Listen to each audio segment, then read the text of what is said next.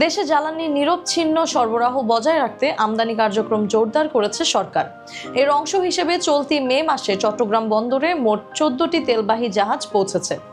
পাশাপাশি মাসের বাকি সময়ে আরও 5টি জাহাজ বন্দরে আসার কথা রয়েছে বলে জানিয়েছে সংশ্লিষ্ট কর্তৃপক্ষ।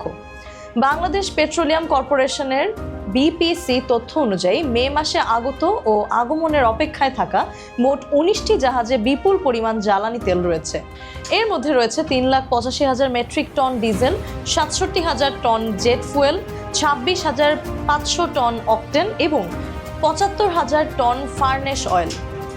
বিপিসি মহাব্যবস্থাপক মোহাম্মদ জাহিদ হোসেন বলেন, চলতি মাসে এখন পর্যন্ত 14টি তেলবাহী জাহাজ দেশে পৌঁছেছে।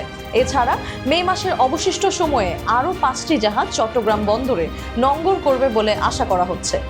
তিনি আরও জানান, আগামী জুন মাসে জ্বালানি চাহিদা পূরণের লক্ষ্যে ইতোমধ্যে 16টি জাহাজ নিশ্চিত করা হয়েছে। এই সব জাহাজে পরিশোধিত ও অপরিশোধিত জ্বালানি তেল আনা হবে। মোহাম্মদ জাহিদ হোসেন বলেন, দেশের জ্বালানি চাহিদা পূরণে সরকার ধারাবাহিকভাবে পরিশোধিত ও অপরিশোধিত তেল আমদানি করছে। এই কার্যক্রমের অংশ হিসেবে আজও একটি তেলবাহী জাহাজ চট্টগ্রাম বন্দরে নোঙর করার কথা রয়েছে।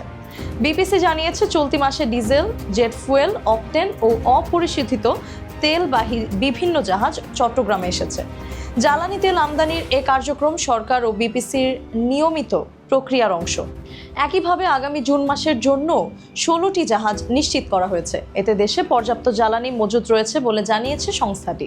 এদিকে এমটি ফসিল নামের একটি জাহাজ 1 লাখ টন অপরিশোধিত তেল নিয়ে গত সোমবার চট্টগ্রামের উদ্দেশ্যে যাত্রা করেছে।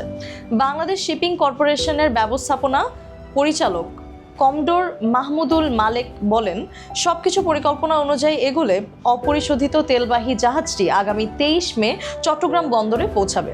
এর আগে গত 6 মে সৌদি আরবের ইয়ানবু বন্দর থেকে 1 লাখ টন ক্রুড অয়েল নিয়ে এমটি নিনোমিয়া নামের আরেকটি অপরিশোধিত তেলবাহী জাহাজ কুতুবদিয়া চ্যানেল পৌঁছায়।